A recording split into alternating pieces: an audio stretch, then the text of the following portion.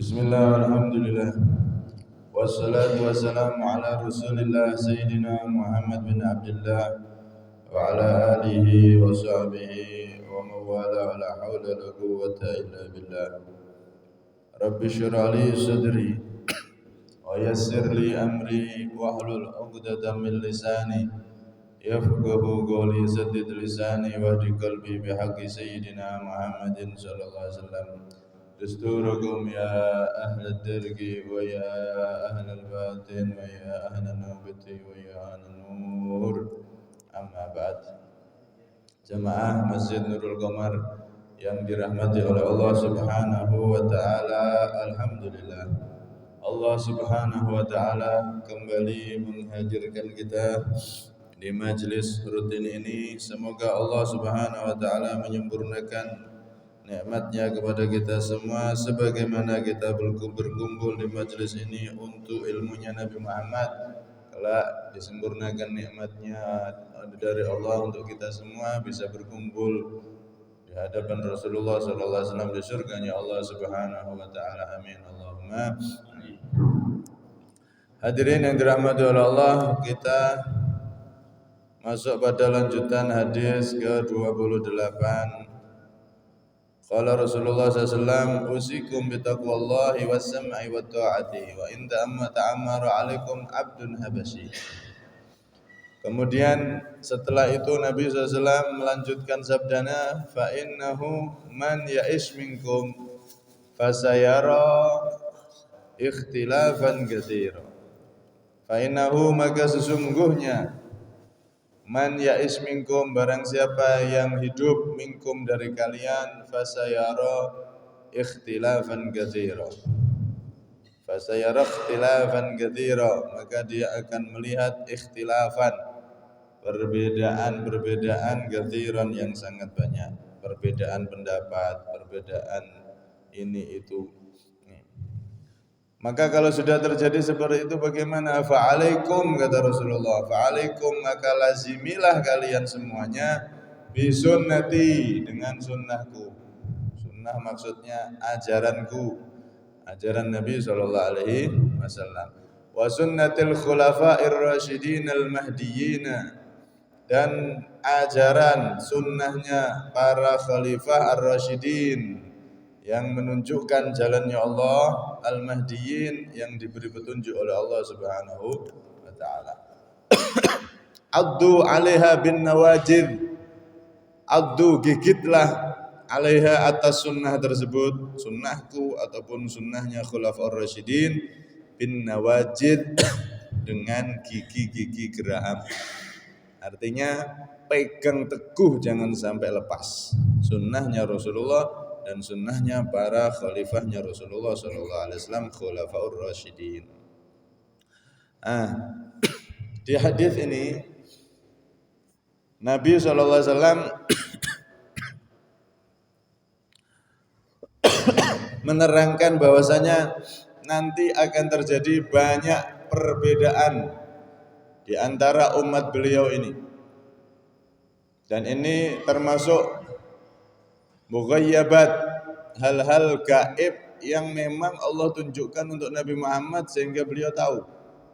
Setelah wafat beliau dan terus generasi dari generasi ke generasi akan terdapat perbedaan-perbedaan yang begitu banyak.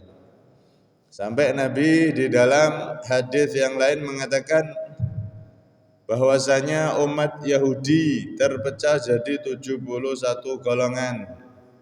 Perbedaan pendapat sampai pecah jadi 71 golongan. Umat Nasrani terjadi perbedaan pendapat sampai pecah jadi 72 golongan. Wasataftariqu ummati, kata Rasulullah, umatku juga akan pecah menjadi 73 golongan.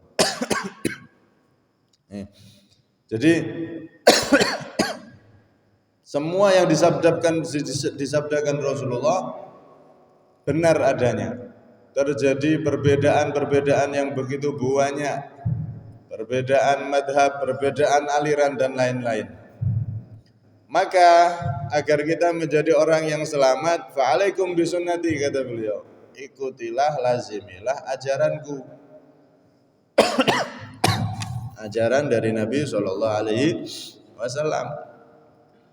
Wa sunnatil khulafa'ir rasyidin al mahdiyyin, dan ajaran sunnah dari para khalifah ar-rasyidin, khalifah rasyidin, para khalifah pengganti Nabi sallallahu alaihi wasallam. Yaitu Sayyidina Abu Bakar, Sayyidina Umar, Sayyidina Uthman, Sayyidina Ali, dan Sayyidina Hasan. Mereka lah yang disebut oleh Nabi di hadis ini Al-Khulafa'ur Rasyidin, para khalifah yang mendapat petunjuk dari Allah Subhanahu wa ta'ala. 5 orang itu. Walaupun ada pendapat dari Syekh Nawawi Banten mengatakan ada 6 ditambah 1 Sayyidina Umar bin Abdul Aziz. Tapi pendapat yang kuat, yang dimaksud di hadis ini adalah para khalifah yang masih sezaman dengan Nabi, pernah hidup dengan Nabi, yaitu Sayyidina Abu Bakar, yang mana beliau 2,5 tahun memimpin jadi khalifah. Kemudian Sayyidina Umar sekitar 10 tahun, kemudian Sayyidina Uthman sekitar 12 tahun, dan Sayyidina Ali 5 tahun, serta Sayyidina Hasan 6 bulan. Jadi di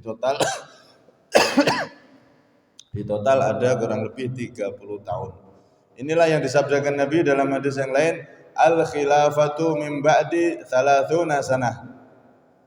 Khilafah atau para khalifah setelah aku yang benar-benar menjadi pengganti Nabi SAW lurus, tidak ada menceng-mencengnya, benar-benar sempurna dalam mengganti Rasulullah SAW. Karena khalifah itu dari khulafa, khulafa itu artinya mengganti, khalifah yang mengganti Nabi.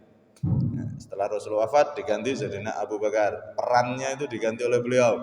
Beliau wafat diganti lagi Sayyidina Umar. Beliau wafat diganti Sayyidina Uthman, wafat diganti Sayyidina Ali, dan terakhir setelah Sayyidina Ali wafat Sayyidina Hasan. Para khalifah setelah aku salasuna sanah adalah 30 tahun. Jadi khalifah yang benar-benar menggantikan peran Nabi Muhammad secara keseluruhan adalah 5 khalifah tersebut. Tsumma tasiru mulkan adudan. Setelah 5 generasi khalifah yang pertama ini, maka nanti kepemimpinan itu akan menjadi mulkan adudan, kerajaan yang menggigit, alias akan terjadi kedzaliman di situ. Para pemimpin-pemimpin yang mana mereka banyak yang zalim. Ini sudah dikabarkan oleh Rasulullah SAW. Dan benar, setelah Sayyidina Hasan wafat, para khalifah Rasyidin wafat, memang seperti itu keadaan kepemimpinan umatnya Nabi SAW, banyak yang zalim.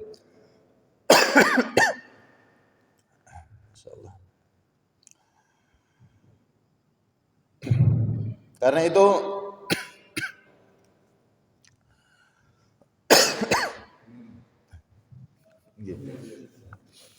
itu khilafah yang benar-benar sesuai dengan jalannya Rasulullah, ajaran Nabi Muhammad adalah 5 orang itu. Sampai nanti akan ada satu khilafah pemimpin umat Islam di akhir zaman yang dijanjikan oleh Nabi SAW, yaitu Al-Imam Al-Mahdi. Baru beliaulah yang meneruskan kepemimpinan seperti zamannya Nabi SAW. Kalau antara para khulafa'ur rasyidin sampai keluarnya Imam Mahdi, ya kurang lebih sudah. Ada kurangnya, ada lebihnya seperti itu. Nah, dan banyak terjadi kedzaliman. Tapi nanti akan ada khalifah terakhir, yaitu Al-Imam Al-Mahdi yang memenuhi seluruh bumi dengan keadilan. Ya. Karena itu Sebenarnya di dalam Islam itu wajib untuk nasbul imam atau nasbul khilafah, mendirikan kepemimpinan. Khilafah itu maknanya kepemimpinan. Imam juga kepemimpinan. Nah, tugas dari pemimpin, umat Islam wajib punya pemimpin. Karena kalau satu kelompok umat tidak punya pemimpin akan kropos, mudah dijajah. Harus ada pemimpinnya. Oke. Baik presiden, raja, atau khalifah, terserah. Pokoknya harus ada di satu negeri, satu kelompok umat itu harus ada yang mimpin agar melindungi rakyatnya. Kalau satu komunitas, kelompok umat tidak ada pemimpin, maka nanti berbahaya. Mudah terjajah, mudah didolimi oleh orang-orang kafir yang memusuhi Islam.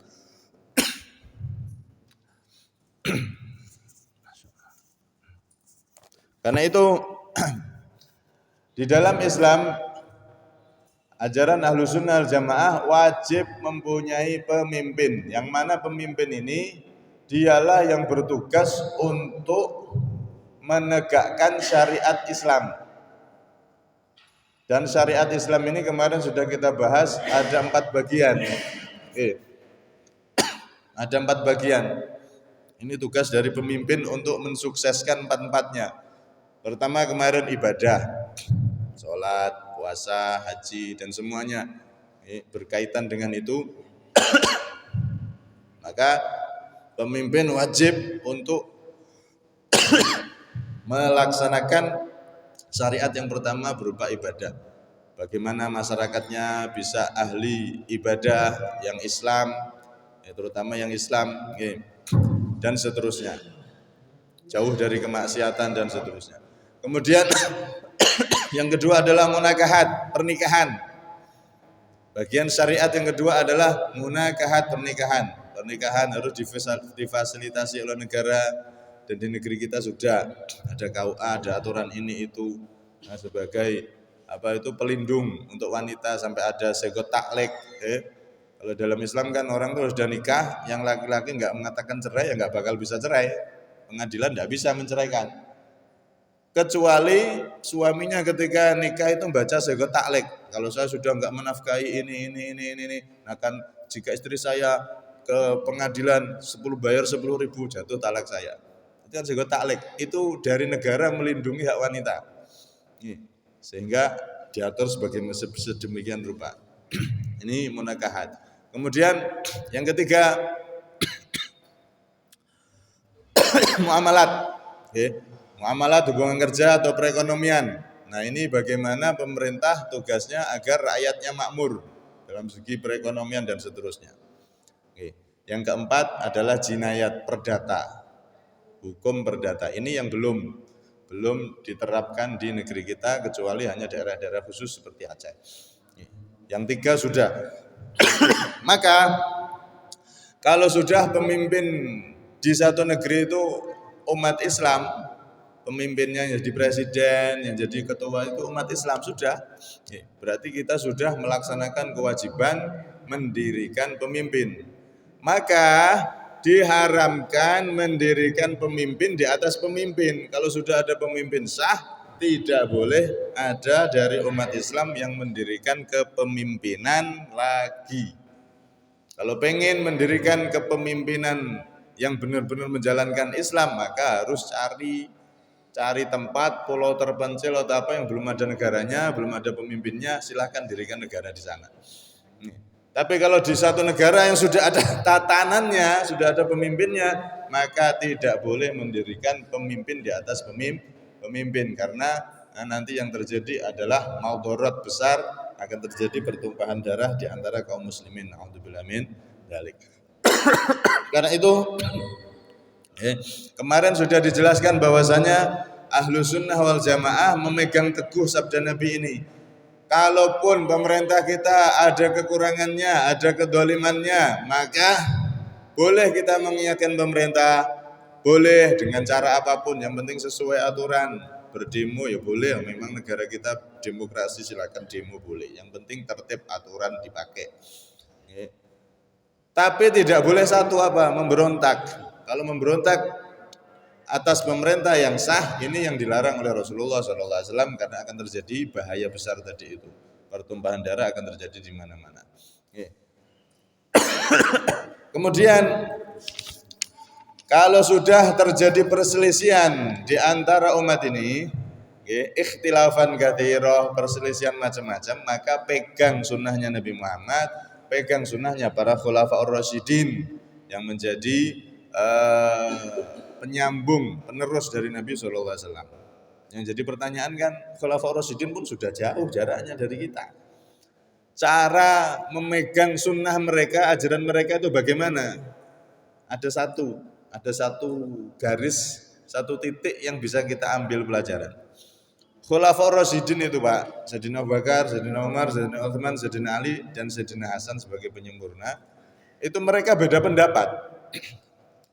Suatu ketika ada seseorang yang bersumpah, saya bersumpah tidak akan mengumpuli istri saya hinan di satu masa. Hinan itu maknanya masa, dalam masa tertentu. Nah, hin ini maknanya apa? Masa tertentu ini maknanya apa? Maka orang ini tanya ke Sayyidina Abu Bakar, saya ini sudah terlanjur ngomong, sumpah tidak akan kumpul sama istri saya hinan di masa tertentu. Nah, tapi hinan ini gimana? Habis sumpah saya sampai kapan wahai Sayyidina Abu Bakar? Maka Sayyidina Abu Bakar mengatakan hinan, kalau kamu pakai kata-kata hinan satu masa tertentu menggunakan kalimat ini berarti abad selamanya. Berarti kamu tidak boleh kumpul sama istrimu selamanya, sumpahmu itu. Hin maknanya selamanya. Kemudian orang ini tanya lagi ke Sayyidina Umar. Tanya ke Sayyidina Umar, beliau menjawab hin itu maknanya masa tertentu, yang dimaksud kalimat hin itu adalah arba'una sanah, 40 tahun. Jadi kamu berarti sumpah enggak akan kumpul sama istrimu selama 40 tahun. Wah, berat ini, masih 40 tahun. Masih nyesel loh. Akhirnya tanya ke Sayyidina Utsman. Sayyidina Utsman menyatakan hin maknanya masa tertentu, yang di kalimat hin itu adalah amun, 1 tahun. 1 tahun masih lama. Kumpul sama istri pun enggak kumpul sama istri setahun, lamaan. Tanya lagi Sayyidina Ali. Maka Sayyidina Ali menjawab, hin itu adalah maknanya 1 hari 1 malam. Nah, cocok ini. 1 hari 1 malam. Nah, kan enggak ngelanggar sumpah berarti kalau sudah itu. Akhirnya sudah terjadi perbedaan ini, dilaporkanlah sama Rasulullah. Ya Rasulullah, ini 4 sahabat besar Khulafaur Rasyidin ini kok beda fatwa semua.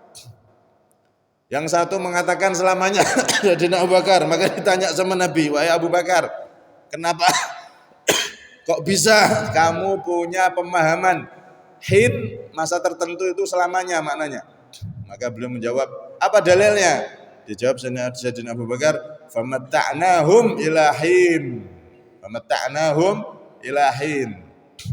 Itu di ayat itu ceritanya kaumnya Nabi Yunus itu diberi famatta'nahum, diberi apa itu? Dibiarkan oleh Allah dalam keadaan kenikmatan ilahin maksudnya selamanya sampai hari kiamat. Mereka terus dikasih kenikmatan oleh Allah Subhanahu wa taala. Itu dalilnya Rasulullah. Terus Sayyidina Umar ditanya sama Nabi, "Wahai Umar, kamu kok tahu? Kamu maknai hin itu 40 tahun, apa dalilmu?" Maka beliau membaca, "Hal ata 'alal insani hinum minad dahri lam yaku syai'an madhkura." Hin di situ. Yaitu apa? Yaitu ketika Nabi Adam 40 tahun beliau dibentuk oleh Allah menjadi adonan tanah itu selama hin itu 40 tahun di depan pintu surga. Nabi Adam diciptakan oleh Allah berbentuk tanah selama hin itu 40 tahun di ayat itu. Benar, sama-sama ada dalilnya di ayat Quran. Kemudian Sayyidina Utsman ditanya sama Nabi, wahai Utsman, kamu kok memaknai hin itu 1 tahun, apa dalilmu? Tu'ti ukulaha kullahin. Tu'ti ukulaha kullahin. Ayat ini menceritakan kurma itu berbuah Kullahin, setiap 1 tahun. Hin di situ 1 tahun. Benar, ada dalilnya. Kemudian Sayyidina Ali ditanya sama Nabi, "Ma daliluka ala annahu yaumul lailah?" Wahai Ali, kok kamu maknai hin masa tertentu dengan kalimat hin kok 1 hari 1 malam? Apa dalilmu? Maka beliau menjawab, "Fasubhanallahi hina tumsuna wa hina tusbihun." Hina tumsuna ketika kalian sore, wa hina tusbihun, dan hin ketika pagi. Berarti 1 hari 1 malam.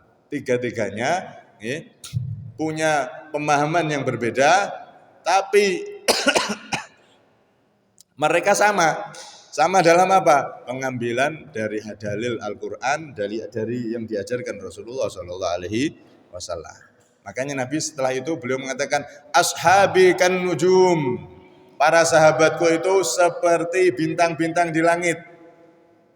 Bi ayyihi muqtadaitum ihtadaitum. Dengan siapa saja mereka kalian mengambil petunjuk, maka kalian akan mendapatkan petunjuk. Orang itu kalau di tengah lautan, zaman dulu kan belum ada kompas, itu pakai bintang-bintang, Mbak. Oh, orang yang nelayan itu yang berapa hari di lautan, nginep kan di tengah laut itu sampai malam berhari-hari, nanti kalau sudah dapat ikan banyak pulang.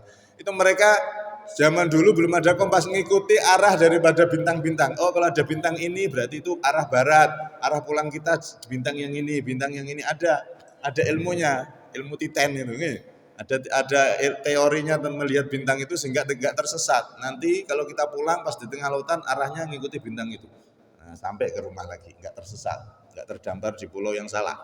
Itu pakainya bintang. Jadi Rasulullah menggambarkan para sahabatku ini seperti bintang. Mana yang kalian ikuti, maka kalian akan mendapatkan petunjuk, mendapatkan cahaya petunjuk dari Allah Subhanahu wa taala. Nah, di sini kita bisa tarik kesimpulan, para sahabat itu Sayyidina Abu Bakar, Umar, Utsman, Ali radhiyallahu anhum ajma'in, mereka itu beda, tapi ada satu persamaan. Apa? Mereka tidak menyalahkan yang lain. Mereka apalagi kok sampai menghalalkan darah saudaranya, tidak ada. Beda pendapat tapi akur, rukun, bersatu. Ini tali yang kita bisa tarik ulur dari sunnahnya para khulafaur rasyidin yang digambarkan Nabi di hadis ini. Kalau sudah terjadi perbedaan pendapat yang banyak di antara umat ini, keadaan membingungkan, keadaan kacau, maka ikuti sunnahku, ikuti ajaranku dan ajaran dari para khulafaur rasyidin. Yaitu apa? Jaga persatuan. Beda-beda tapi jaga persatuan. Jangan sampai gara-gara madhabnya beda, gara-gara organisasinya beda, akhirnya apa? Sesama umat Islam menghalalkan darah saudaranya. Kalau itu bid'ah itu di neraka, apalagi sampai itu kafir, sudah halal darahnya. Na'udzubillah min dzalik. Padahal sama-sama baca syahadat, sama-sama kiblatnya Ka'bah, sama-sama kitab sucinya Al-Qur'an, sama-sama nabinya Nabi Muhammad SAW. Tapi kadang-kadang karena beda pemahaman merasa paling benar, saudaranya yang tidak sepaham dengan dia dianggap salah, bahkan musyrik, bahkan dikafirkan, dikeluarkan dari agama Islam. Na'udzubillah min dzalik. Nah, ini keluar dari jalannya para sahabat Rasulullah SAW. Lihat bagaimana Sayyidina Abu Bakar maknahin itu selamanya. Tapi dimaknai Sayyidina Umar 40 tahun, dimaknai Sayyidina Utsman setahun, dimaknai Sayyidina Ali 1 hari, dan sama. Semua makna benar karena semuanya bersumber dari Al-Qur'an yang diajarkan Nabi SAW. Artinya perbedaan pendapat ketika sudah terjadi di umat ini membingungkan, maka satu yang perlu kita ambil dari pelajaran beliau ini apa? Persatuan. Tetap bersatu kita umat Islam. Beda organisasi boleh, beda madhab pun bahkan boleh, tapi kita tetap satu saudara, satu payung, satu umatnya Nabi SAW. Nih kayak yang di Palestina, beda pendapat, Palestina yang salah, nyerang dulu, ini itu. Kita ini sama-sama umatnya Rasulullah, udah cukup jadi alasan untuk peduli Palestina, sesama umat Islam kita peduli, udah itu cukup. Apalagi kok kalau diteliti, Palestina itu bukan salah karena yang menjajah itulah yang salah. Para penjajah Zionis Israel itu yang menjajah tanah Palestina, dan Palestina itu dari sekian tahun mereka baru bisa nyerang ini, bisa balas ini. Namanya dijajah, tidak bisa langsung nyerang. Kadang memerlukan sekian tahun baru bisa nyerang. Seperti negara kita dulu dijajah 350 tahun, konon seperti itu. Bisa nyerang, bisa bangkit, kan setelah sekian ratus tahun tadi. Baru bisa nyerang, bisa bales penjajah. Dan para pejuang kita dulu disebut teroris lah. Pak Diponegoro dianggap teroris sama penjajah. Terus semuanya yang jadi pahlawan-pahlawan itu dianggap oleh penjajah adalah teroris. Karena itu isu sekarang yang ada di Palestina yang menganggap sebagian kaum muslimin yang berjuang di Palestina yang menyerang Israel menganggap mereka teroris, isu ini adalah isu buatan Zionis penjajah untuk memecah belah umat Islam. Wes kita satu suara untuk saudara-saudara kita yang ada di sana. Masalah perpolitik dunia kita tidak ngurus itu. Yang penting kita satu saudara, satu umatnya Nabi SAW di bawah panji, di bawah ikatan la ilaha illallah Muhammadur Rasulullah sallallahu alaihi wasallam, maka kita harus jaga persatuan itu. Wa'tasimu bihablillahi jami'an wa la tafarraqu. Jangan sampai kita pecah belah karena perbedaan pendapat yang kadang-kadang pendapat itu kita pegangi gara-gara kita dengar dari media dan kita tidak tahu aslinya gimana. Bos, ini paling benar berita ini, padahal berita itu salah. Tapi sudah kita yakini dan bahkan kita berani menyalahkan saudara-saudara kita. Na'udzubillah min dzalik. Jangan, kalau kita tidak tahu al-khobar kal-hubar. Kabar itu kayak debu. Kabar itu kayak debu. Jadi aslinya gimana? Ketutup sama debu, tidak kelihatan. Makanya kalau kabar dari media jangan kita langsung percaya sebelum kita tahu aslinya. Kalau nggak sampai kita bisa tahu aslinya, nggak sampai ke sana, maka lebih baik diam, lakukan apa yang manfaat. Palestina, bantu dengan doa, bantu dengan donasi dan seterusnya. Maka ini jauh lebih bermanfaat dan sehingga suara umat Islam ini tidak terpecah belah. Aneh kalau ngaku Islam bela penjajah. Aneh kalau ngaku orang Indonesia, yang mana Indonesia ini jelas undang-undangnya bela Palestina, bela Israel, bela penjajah. Na'udzubillah min dzalik. Karena itu ini pegangi khulafaur rasyidin, para khalifahnya Rasulullah ini dengan teguh, addu 'alaiha bin nawajid, gigit ajaran mereka dengan gigi geraham, artinya pegangi erat ajaran mereka, yaitu jaga persatuan. Lebih-lebih ini nanti juga ada pilpres, ada pil ini, pil itu, semacam-macam. Jangan sampai antara sesama umat Islam saling menyerang, saling menjatuhkan, apalagi kok saling menghalalkan darahnya, bisa sampai membunuh dan lain-lain. Na'udzubillah min dzalik. Itu semua adalah fitnah di akhir zaman. Maka ini Rasulullah sudah mengingatkan, nanti akan terjadi perbedaan pendapat yang begitu banyak, maka pegangi ini ajaran yang suci dari Nabi SAW, yaitu jaga persatuan walaupun dalam perbedaan. Beda tapi tetap bersatu. Inilah satu sunnah dari para khulafaur rasyidin yang kita bisa pegangi sampai sekarang. Adapun masalah perinci pendapat mereka, para khulafaur rasyidin itu punya madhab, punya madhab. Karena mereka bisa menggali hukum langsung dari Al-Quran. Cuman madhab mereka tidak mudawan, tidak terekam dengan lengkap.